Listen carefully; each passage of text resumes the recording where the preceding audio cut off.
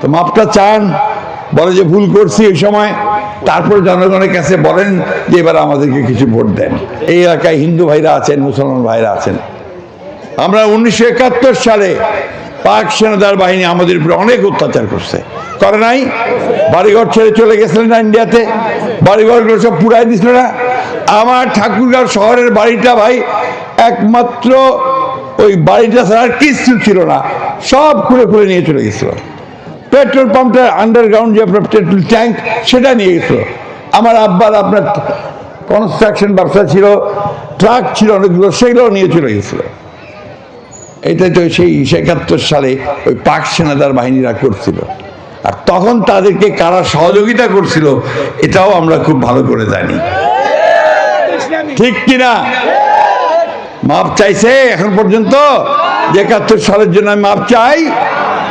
তো মাপটা চান, বলে যে ভুল করছি ওই সময়, তারপর জনগণের কাছে বলেন যে এবার আমাদেরকে কিছু ভোট দেন, তাই তো নাকি? তো ওইটা ভাই চায় নাই, এরা উল্টা হামাক গাইড আছে। আমরা কেন 71 সালে যুদ্ধ করছি আমার দেশের জন্য, আমার মাটির জন্য, আমার স্বাধীনতার জন্য।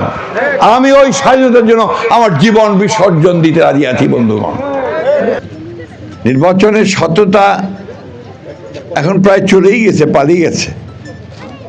আমরা কিছু মানুষ এখনো চেষ্টা করি যে এই সততাটাকে সামনে রেখে রাজনীতিটাকে করার জন্য। আমরা সেটা চেষ্টা করি, সবসময় পারি তা বলবো না, কিন্তু চেষ্টা করি।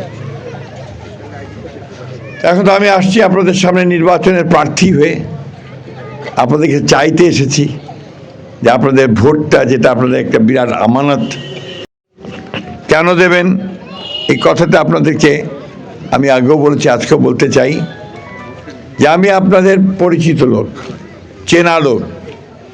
1991 সাল থেকে আমি আপনাদের সঙ্গে কাজ করছি।